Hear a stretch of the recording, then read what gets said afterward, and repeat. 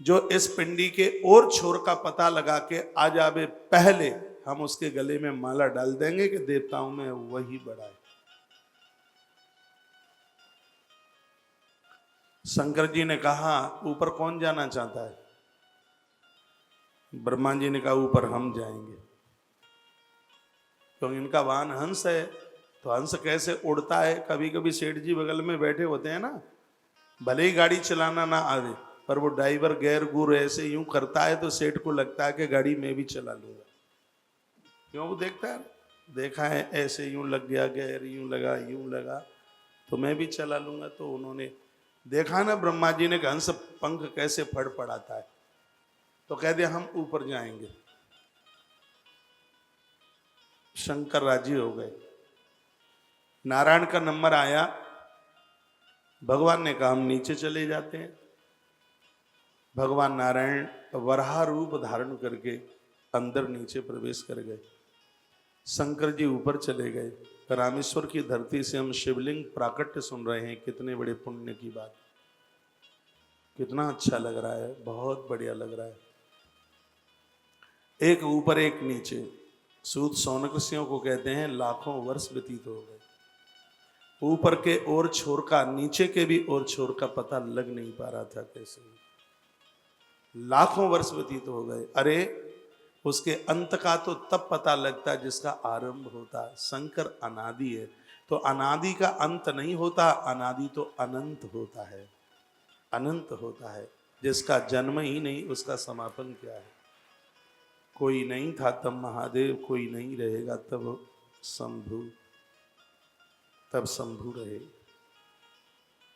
तो भगवान नारायण को भूल समझ में आ गई, मैंने तो बहुत बड़ी गलती कर दी कि इस पिंड के रूप में साक्षात महादेव है, जिसका कोई जन्मदाता ही नहीं है, वह सबका जन्मदाता है। शंकर का कोई माता पिता नहीं है, सब देवताओं के माई बाप आपको मिलेंगे, लेकिन शिव का कोई माता पिता नहीं, वो अजन्मा है, वो अनादि है। और सच यह है, चराचर जगत में जो भी कुछ दिखाई दे रहा है वो सब निर्माण महादेव का है।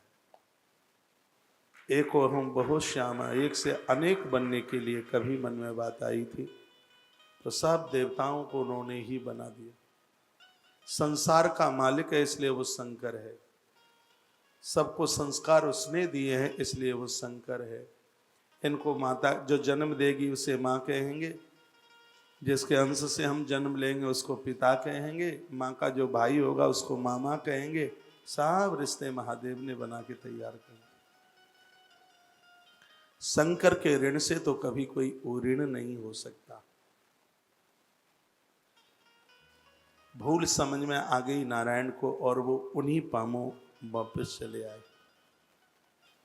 ब्रह्मा जी ऊपर जा रहे हैं, हंस बन के उड़ रहे ऊपर।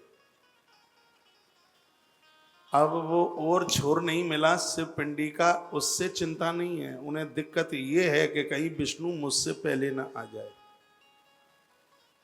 उससे तकलीफ। नारायण लाखों वर्ष बाद वापस लौटे और वराह बने थे, क्योंकि वराह में धरती खोदने की क्षमता ज्यादा होती है। वापस आए, महादेव को प्रणाम किया।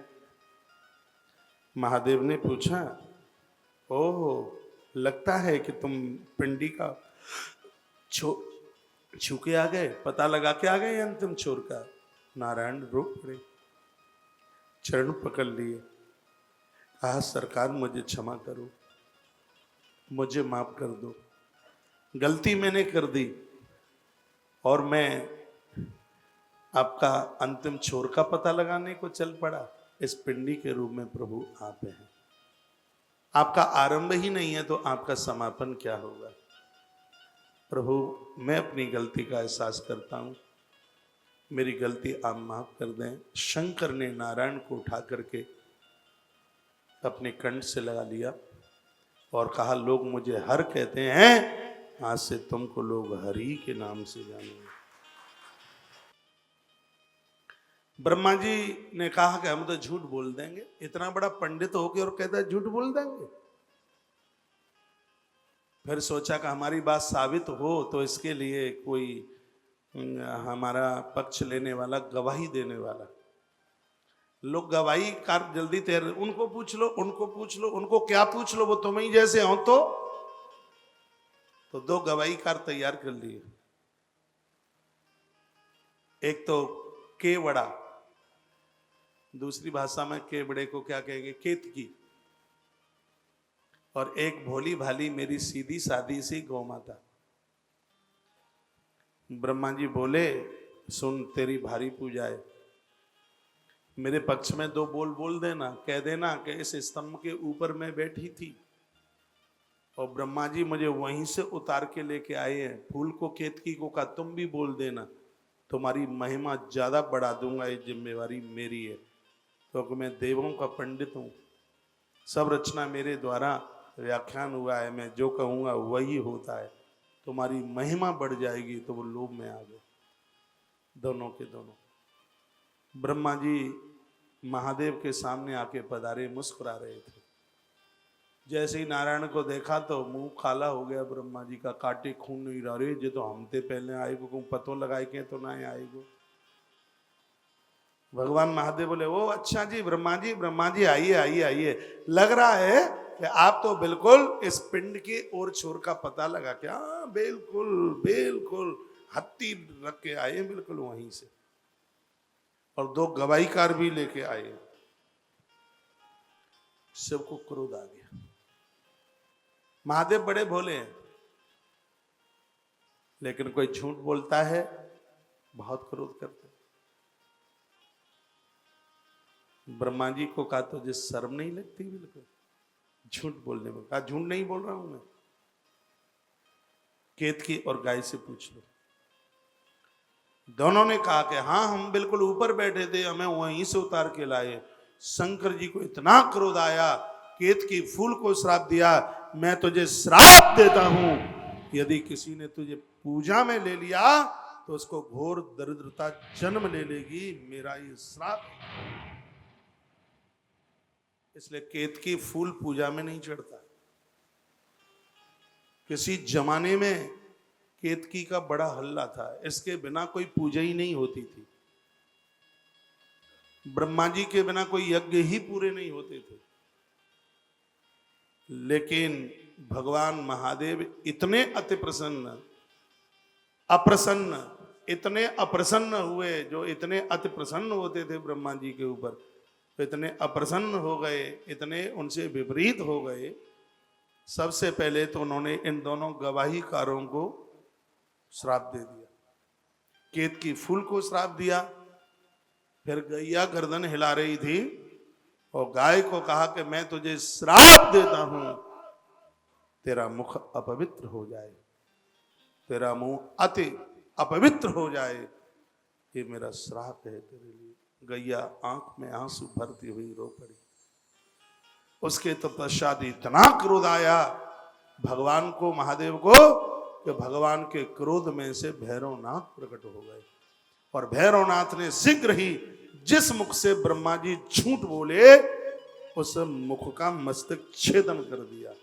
जैसे ही ब्रह्मा जी का मस्तक कटा, शंकर जी ने कहा था, भैरव रुक रुक रुक, लेकिन भैरव कहां रुकने वाले थे। ब्रह्मा जी का मस्तक ज्यों ही कटा, धरती पर नहीं गिरने दिया, धरती पर गिरता होता तो सृष्टि खत्म हो जाती। शंकर जी ने वह मस्तिष्क ब्रह्मा का अपने हाथ के ऊपर, दाहिने हाथ के ऊपर ले लिया। जैसे ही ब्रह्मा जी का मस्तिष्क दाहिने हाथ पर लिया, उसी समय महादेव का नाम कपाली हो गया। उस कपाल को छुड़ाने के लिए पूरी दुनिया में महादेव गए, आगे कथा आती है, लेकिन वो हाथ से मस्तिष्क छूटता नहीं था। और उसके सबके समापन के तत्पश्चात महादेव काशी पहुंचे। काशी की ये महिमा है, काशी में पहुंचे तो काशी के प्रभाव से वह महादेव के हाथ का मस्तिष्क ब्रह्मा जी का हाथ से नीचे गिरा। आज उस स्थान को कपाल क्षेत्र बोलते हैं वाराणसी में। क्यों भाई है, कपाल क्षेत्र बोलते हैं वहां। और जहां पर ब्रह्म हत्या जैसे महापातक दूर हो जाते हैं। काशी की महिमा स्कंद पुराण में बहुत विस्तार पूर्वक। लिंग पुराण में बहुत विस्तार पूर्वक है, कभी मौका मिलेगा काशी में भी घंटा बजेगा विश्वनाथ का। हाँ, महादेव तो महादेव है, अद्भुत है शंकर। ब्रह्मा जी का मस्तक छेदन हो गया, थर थर ब्रह्मा कांपने लगे, गैया मैया रो रही थी, केतकी फूल मुरझा गया। और शंकर ने कहा, महादेव बोले, हे नारायण, मैं तुम्हें वरदान देता हूं क्योंकि तुम सत्य बोले हो, इसलिए तुम्हारे धरती पर अवतार होंगे, और जो अवतार होंगे उन अवतारों में मैं स्वयं तुम्हारी महिमा के लिए पहुंचूंगा। तुम्हारे उत्सव मनाए जाएंगे, जो तुम्हारे उत्सवों को मनाएंगे उनके ऊपर ये महादेव अति प्रसन्न होगा।